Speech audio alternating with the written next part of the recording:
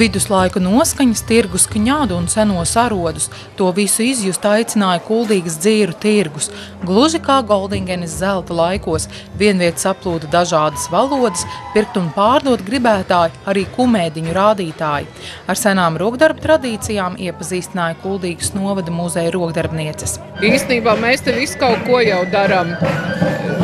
Ko vien var parādīt un izstāstīt, to visu te dara. Katrs kaut ko, un kas pienāk, tas paskatās un var arī kaut ko iegādāties no mūsu jau iepriekš sakārtotiem darbiņiem, tā kā mēs te esam un darbojamies. Tā lielākā interese ir par to tapoto ziediņu. Jo tas tāds interesants aparāts, un tur tā viss pienāk un paskatās un prasa, kas tas ir un ko to dara. Ja? Jo sākumā jau nevar saprast, ka tur tādas ziediņas iznāk. Turpat līdzās sienas kā sendienās rotāja gobelēni, kuros attēlots dažādas ainas. To autors Filips Kejs no Francijas pastāstīja, ka viņš veido gobelēnus sākot ar skicēm un beidzot ar gatavu darbu. Tajos tiek saglabātas tradīcijas, kādas dominēja līdz 18. un 19. gadsimtam. Tirdziņā varēja gūt arī priekšstatu, kā tikt pie ziepēm. Mēs kausējam ziepes no gatavas ziepju masas, pievienojam ētriskās eļas, kuras ir 100% dabīgas, un abrazīvos materiālus. Tas ir kaltētas tējas, visādas kosmētiskie māli, dažādi abrazīvie materiāli, bet viss ir dabīgām krāsvielām. Runājot par sendienām, neiztikt bez svarīgas nodarbošanās – biškopības. Senos laikos te lika iekšā rāmīšus, ņēma ārā no stropa. Šādā veidā lika iekšā, un tad viņi grieza un svieda ārā medu. Šitādā veidā. Senos laikos jau nebija uz elektrību, tad bija jāgriež ar roku. Bites nāk, viņas, protams, nāk uz veciem rāmjiem, viņi nenāk uz jauniem, viņi nāk uz veciem, jo viņiem tā smarža, vecā smarža patīk. Un tad viņas ienāk iekšā, un viņas, protams, pašas tās mēlītes sašūja. Aizvedām viņu kokā ieliekam, aizvedām viņu mājās un ņemam ārā laukā. Griežam ārā tos mēlītes un liekam iekšā stropā mēs viņus. Tādā veidā mēs viņus ķerām. Šitas ir bišu ķērājs. Joprojām ķerat vai kā? Jā, vēl joprojām. Šeit notiekās māšu audzēšana, kā māte apsēklojās, un tad viņi pēc tam tirgo. Tad ir, kā var izliet vasku šūnas, var izliet svecītes, demonstrēt cilvēkiem. Tad kā viņu var iešūnot, demonstrēju arī rāmīšos, kā var iešūnot iekšā. Tāds no seniem laikiem es ņemu un rādu. Cilvēkiem tas interesē, cilvēki daži nav redzējuši tādas. Kur veselīgs medus, tur neiztikt arī bez ārstniecības augu lietošanas uzturā. Mercedesa Merimā no Igaunijas visu acu priekšā gatavoja kafiju no pieneņu saknēm, un ticiet vai ne, tās garša neatšķīrās no ikdienā veikalā nopērkamās pupiņu kafijas, tikai šīs lietošana palīdz uzlabot veselību. Nodarbojoties ar ārstniecības augu vākšanu, man patīk pieneņu sakņu kafija, jo tā ir liels dabas spēks. Pirms gatavošanas saknes apgrauzdē, tad samaļ, pēc tam pulveri aplēja ar ūdeni, ļauj ievilkties un nokāš. Sanāk gluži kā parasta kafija, bet ar daudz lielāku dabisko spēku. Šī ir kafija, ko drīkst dzert arī mazi bērni. Viduslaikos cilvēki tādu lietoja. Mūsdienās, ja nav laika gatavot pieneņu saknes, tad var vārīt cigoriņu kafiju un vēl bagātināt to ar ozolzīlēm.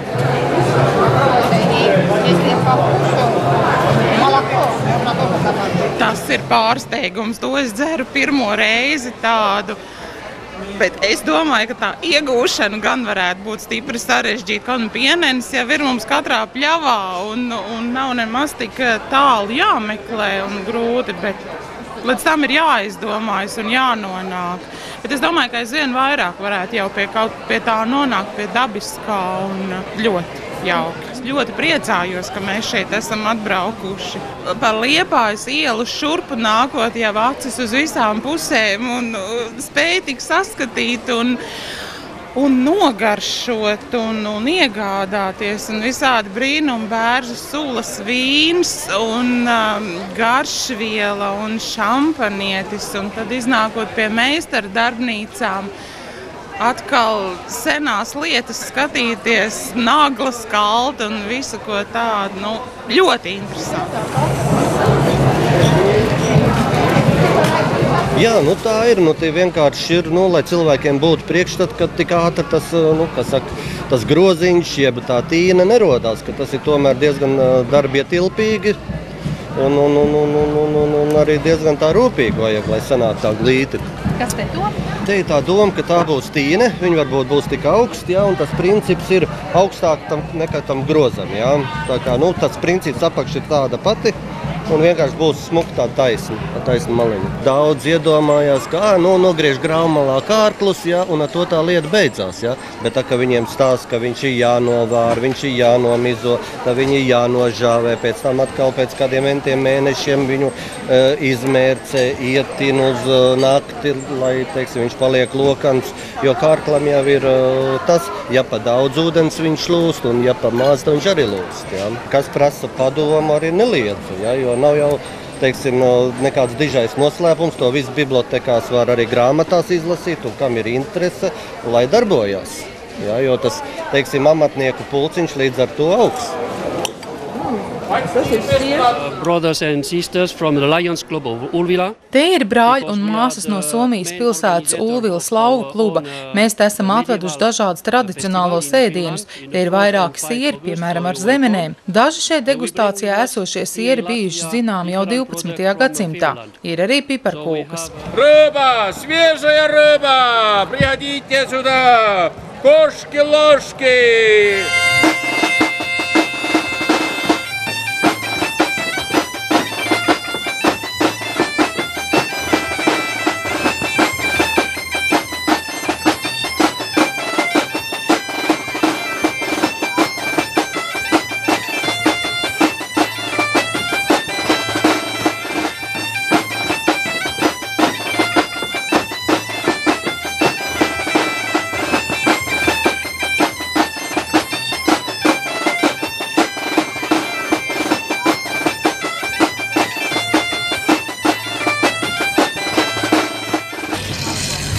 Tas vienkārši tagad elektrības un palaišķika un lielākos ātrumos ātrāk tiek uzacināts tas nozis. Bet kādreiz jau vajadzēja šitā te mocīties ilgi un deg. Es atceros, tas kādreiz tēvam bija teceli un likt griezt un griezt. Un beigās domāju, kad es beigšu griezt, un kad nāc būs asts, tad beigšu griezt. Bet, te viss, ko nažas un cirvis un dažādas asas instrumentus, kauts ir uzasināti un tā. Nemazums interesentu pulcēja arī mucenieks Jānis Grantiņš no Vaidavas puses, un kā nu nē, ar dēla palīdzību visu acu priekšā tapa mucas. Pie tam izmantojot visus vecos darbarīkus, kā tas ir darīts 100 gadu, 200 gadu un vairāk atpakaļ. Darbarīkiem ir ļoti interesanti nosaukumi. Ja mūsdienās kādam pasaka šmiga, viņš noteikti domā kaut ko citu, bet muceniekiem šmiga ir instruments, kas mēra leņķi, tad ir kolbins un ķimene, piemēram, ir dibena rieva, kurā liekas dibens iekšā. Ja?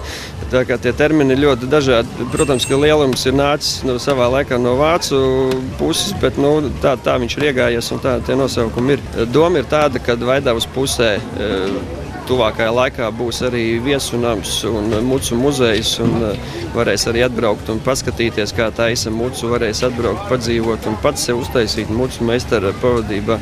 Tā kā tā doma ir liela un grandioza un tālējoša.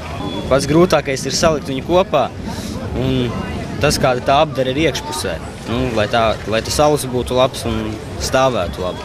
Man ir vēl daudz, kas jāmācās, protams, bet es gribētu, lai es to māku un lai tie mucinieki jau tā ir maz, lai arī nākotnē būtu vēl kāds mucinieks un varētu ar to nodarboties. Pats galvenais ir sagatavot mucu galdiņus. Mucu sagatavs sauc par mucu galdiņiem. Un šeit ir būtiski ievērot visas tās formas, lai viņš veidotu pareizu mucas formu. Pats galvenais ir jābūt arī šiem mucu galdiņiem visiem pareizas formas un izmēri. To dara gan uz slimastu soli, gan uz fugē vēl ārpusīti taisa. Un tad, kad tas ir sagatavot jau visi mucu galdiņi, tad var sākt runāt par to, kā stutēt mucu kopā un taisīt to pašu procesu tālāk. Mucei tās stīpas, ar kurām taisa, Tās sauc par darba stīpām, un viņas beigās līdz klientam neaiziet. Ja? Tās ir stīpas, ar kurām tikai taisa to mulcu. Bļurks. Te izņem karstu no katla ārā. Tad ar to trosi savelkot, mēs dabonam to otru galu kopā. Pēc tā savilkšanas tas mucas rumpis jau izskatās šāds, ja? Jau sāk atgādināt mucu. Jau tā forma viņam ir ieguvusi, ja? Starpība. No šādi par šādu. Melns viņš paliek no ūdens, jo ozols ūdens ietekmē, nu viņš dara tā, arī rokas pēc tam paliek smuki melns. Tiklīdz viņš ir izņemts no tās ūdens un savilkts, viņam vēl ir jānoņem spriegums, lai tas liekums neaiziet apakaļ. Un praktiski dedzina tikmēr, kamēr ārpusē jau jūt, ka tā muca ir nedaudz silta. Ja? Jo tad viņš visu to spriegumu ir noņēmis un noņemot stīpu nost, tas dēlīs vairs neiet atpakaļ.